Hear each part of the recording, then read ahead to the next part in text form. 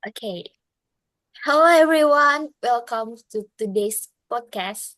I'm Lina, and today we're going to dive into something super exciting, the world of manhwa. But of course, I'm not alone. I've got two special guest stars who are also manhwa enthusiasts. Let's welcome Hani and Audrey. Hello, how are you guys today? Hello, I'm doing great. Um, Fine. Okay, How about you? I'm fine, thank you. Okay, before we dive in, let's start with introductions. Can you guys introduce yourselves? Okay, I'm first. So my name is Alin Hanifa. You can call me Honey. I'm currently a student at Telkom University, majoring in informatics, EF in class EF 4809, and my hobby is painting, also reading too.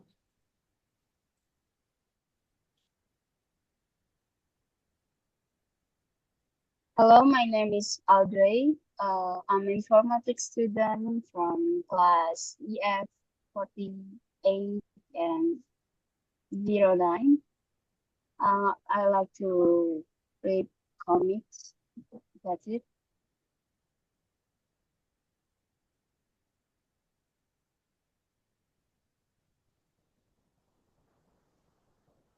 Okay, I'm little curious. When and how did you guys first get into reading manhwa? For me, I don't remember exactly when I started reading manhwa, maybe sometime in middle school. Before that, I mostly read Indonesian horror comics beside manhwa. Wow, that's so interesting. Okay, how about you, Odi? I first started reading manhwa in early 2010, probably in my last year of elementary school. Oh, that's cool. Same as Hani. For me, I started around middle school too. I was reading a manga that a friend gave me, and while browsing the website, I stumbled upon manhwa. So, when it comes to genres, which one do you prefer and why? For me, honestly, I don't mind any genre, but I always check if there are handsome guys in the manhwa. If there are, I automatically like. Lately, I've been into romance because, well, romance always come with attractive male. That's why. That's true. I also love handsome guys in manhwa. Who doesn't, right? But Mm. personally, I'm not really into romance. Maybe it's because I'm still single, so sometimes reading romance just makes me feel jealous.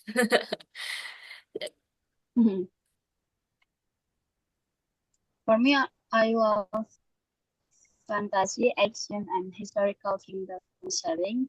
Each genre usually have expansive world, rich lore, and well-developed characters. Oh, I think we have similar tastes because I love those three genres too. Okay, next question. If you had to pick just one genre to read for the rest of your life, which one would it be and why? Kingdom or historical. The storylines are always intriguing. I love that. Historical. I also like it. because I enjoy the medieval vibes with grand castle and beautiful dresses. What? That's so pretty and beautiful. So, how about you, Odi? Fantasy. For the reason I mentioned earlier, it's always full of creativity and compelling narrative.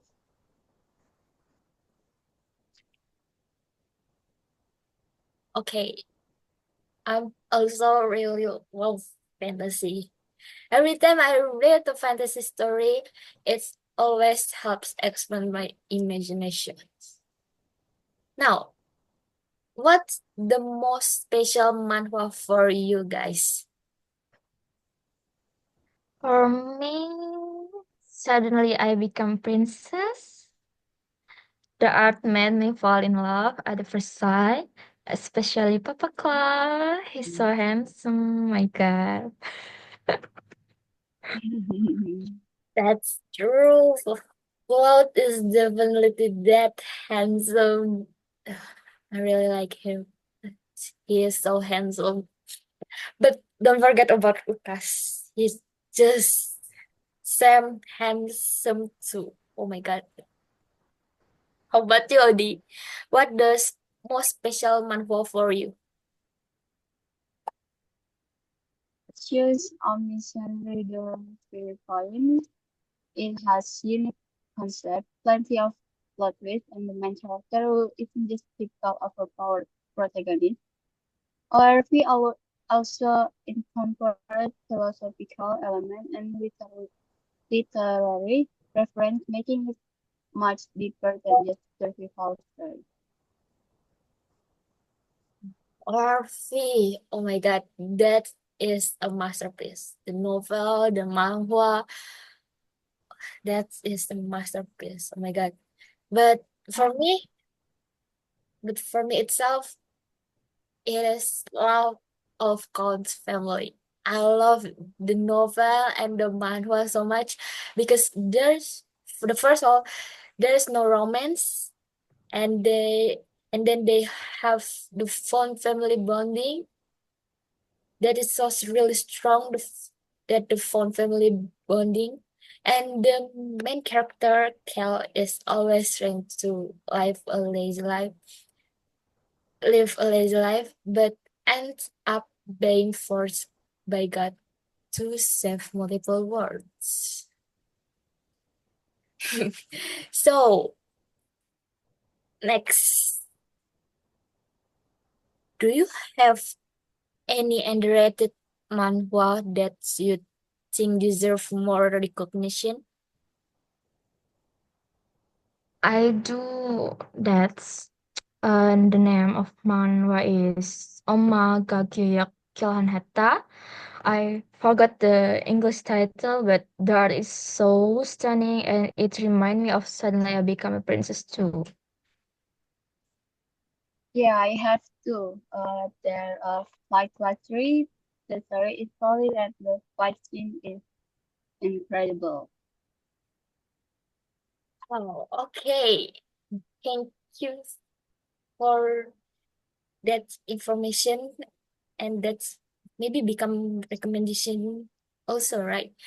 And then now let's talk about an interesting topic: manhwa adaptation into live action or anime.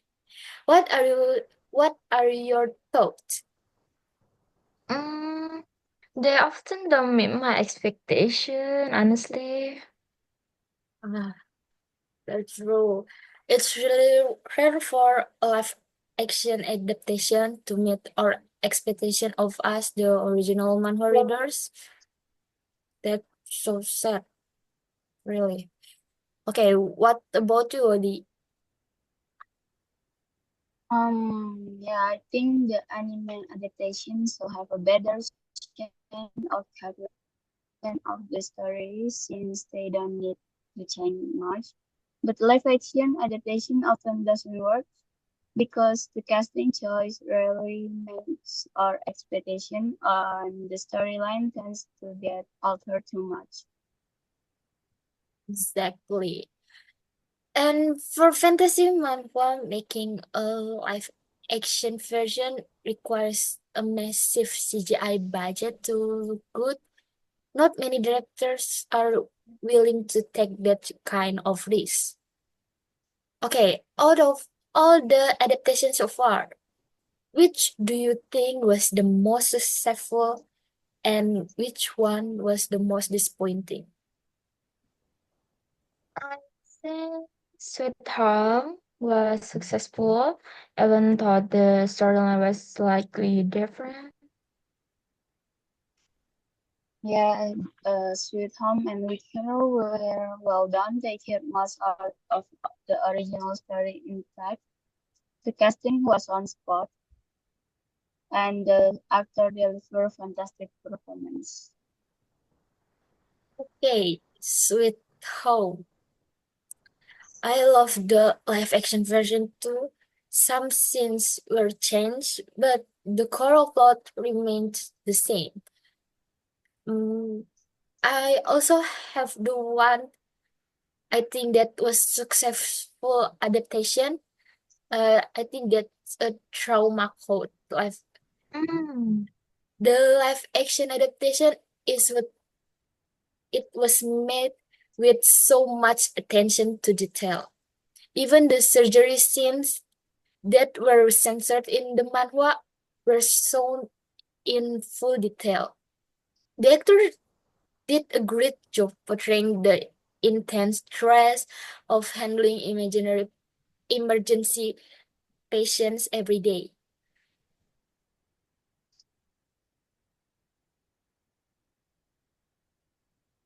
Then the next question is, what about the most disappointing adaptation? Uh, the most disappointing adaptation for me, probably ORV. I'd say ORV too. The casting followed from the beginning, and they made a lot of unnecessary change, like swiping the main character's signature weapon from a sword to a gun. Yeah, using a gun feels way too forced.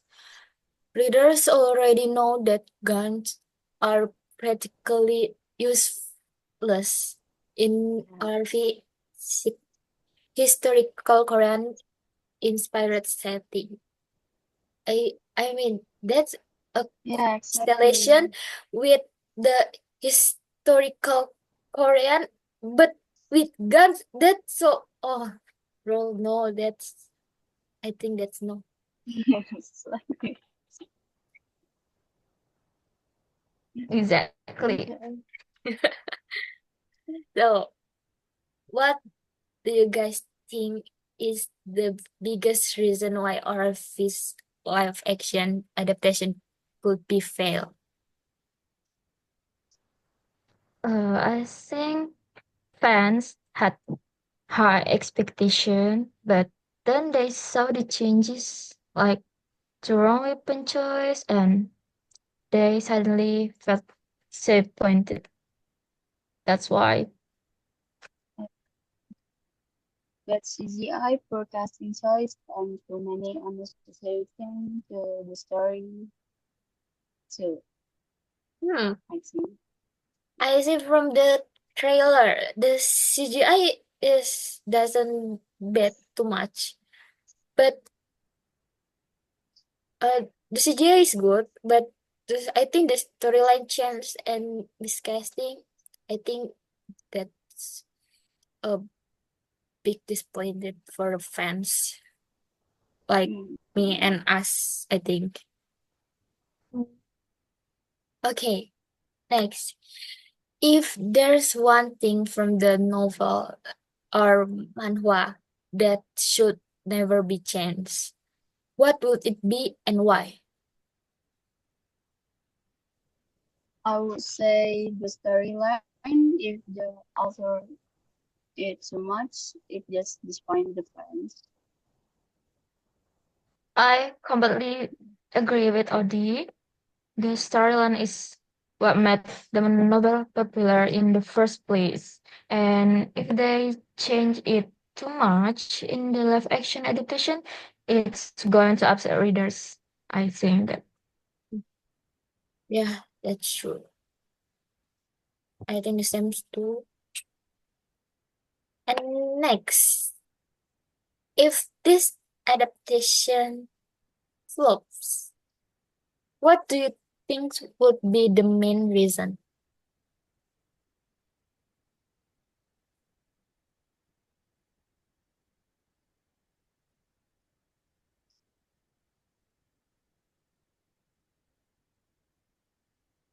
Honey, how about you? Me? Yeah. Oh, I'm sorry. The weapon choice is a big issue. As Lena said before, using guns doesn't fit the story's historical Korean inspired setting. That's why.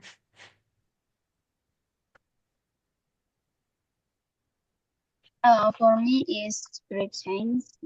Stray too much far from the original, and actor who failed to capture the essence of the character. Fail to capture the essence of the characters. Why do you think that's happened? These are top tier actors with massive budget.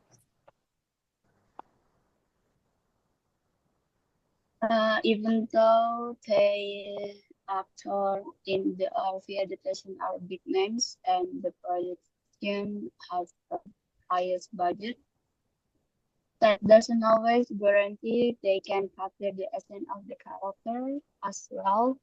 Several factors contribute to this failure, such as miscasting, especially in terms of aura, visual, and the character expression. Okay. Thank you, Honey and Audrey. So we go to next segment. Is that the manhwa recommendation? First, if you had a recommend one manhwa to each other, what will it be? For me, it's Secret Lady. The art is so gorgeous and so visually pleasing. I like that manhwa. Okay. How about you, Audie? For me, it's Return of the Sword Master. The artwork is great and the storyline is really engaging. Fortune of the Sword Master. I know that manhwa one because I read it too, and the plot line, the storyline is so amazing. Okay, thanks for the recommendation. So we go to segment quick fire round. Just say agree or disagree and give a short reason. First, the first. Full color manhwa is more appealing than black and white. Disagree. Agree. Agree. Disagree. Black and white art can be just as stunning, guys. Come on. I agree because the color makes the visual more vibrant. Okay. So the second one. Live action adaptations are harder to success than anime. Agree or disagree? Agree. Agree. I'm agree. Uh, Maybe too many challenges in meeting fan expectation. Hmm. That's why. Live action is more visually and technically limited. Oh, that's true. Ah. Yeah. So the last one. Manga is still superior to manhwa. Disagree or agree? Disagree. Agree. Oh my god. Disagree. Okay. What the I reason? agree for the storytelling, but not always the term of art. Okay. How about you, Honey? Uh, like I said before, as long as the art is good, I will read it. Okay. That's it of all. That was such a fun discussion. Thank you all for joining us to join me for the discussion. See you later. See you next time. Bye bye. Thank you so much. Bye. Bye. Thank Thank you. you.